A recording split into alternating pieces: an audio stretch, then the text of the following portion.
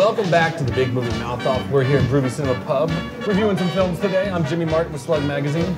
And I'm Jeff Weiss with MSN Entertainment. You can find Big Movie Mouth Off on Xfinity On Demand, Salt Lake Alternative, Utah On Demand, Channel 6. Ooh. Should be able to find a folder that has some of our reviews in there. Well, this episode, yeah, please go check it. But this episode is actually sponsored by our lovely host, Groovy Cinema Pub. Come down, have a drink, have some food, watch a movie. You can do it all in one roof. It's pretty much the only place in Utah you can do that, so check it out. This episode, it's kind of like a kid's edition, I'd say. I know, which makes it ironic that we were just advocating drinking. Yeah, that's okay though, because adults can like kids' films too. Maybe, maybe not. We'll see at the end of this episode whether we do or don't. Yeah. But we got kind of bombarded with kids' films. We're gonna start this episode off with Martin Scorsese's Hugo. This is a lot of people are calling this Martin Scorsese's first children's film, based off the children's illustrated novel, The Invention of Hugo Cabaret. It stars Asa Butterfield as Hugo, as an orphan who lives in a train station who maintains the clocks and kind of gets involved with the mysterious life of a toy maker and is assisted by his goddaughter, Chloe Moretz. So From Kick-Ass. Yeah, from Kick-Ass. And talk about not having a kids film. Who are you? Hugo. Where do you live? Is it a secret? Yes. Oh, good. I love secrets. So you're all alone?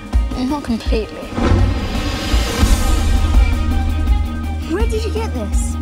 Why would my key fit into your father's machine? Do you want to have an adventure? Stop that child! Apprehend! It's drawing. I think it's a message from my father. This is a treacherous place. Do you understand? Watch your step. It's Neverland and Oz and Treasure Island all wrapped into one. Are you sure about this? We could get into trouble.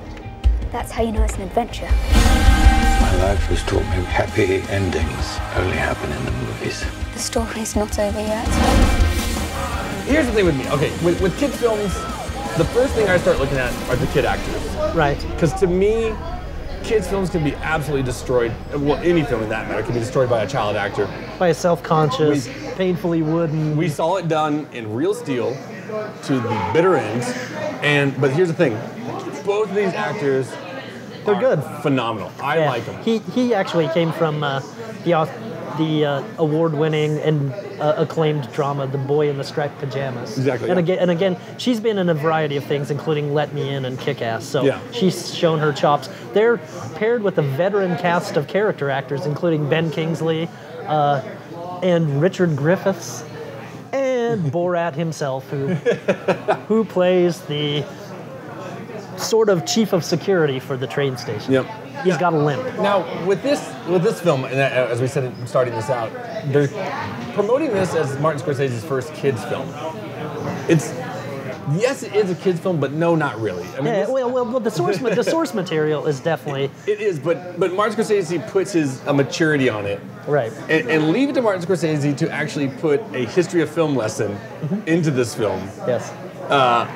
I don't think any other filmmaker could really pull that off and do it right, because the respect that Scorsese has for the creation of cinema, he's done in documentaries. Right. You know, this is the one man I think that if you want your child to learn about the creation of cinema, about how cameras were invented, this is the man to do it. Absolutely, and we're probably making it sound like it's dry, but it's not. No. It's visually beautiful, and there are some slapstick moments and other things that might interest kids.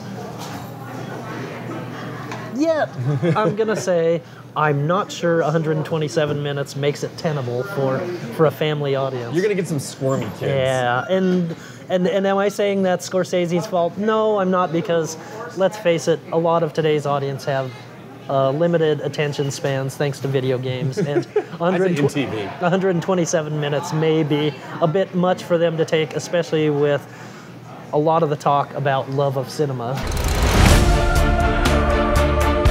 You've tried to forget the past for so long. Maybe it's time to try and remember. The story's not over yet. This Thanksgiving, Academy Award-winning director Martin Scorsese invites you on an incredible journey. Stop that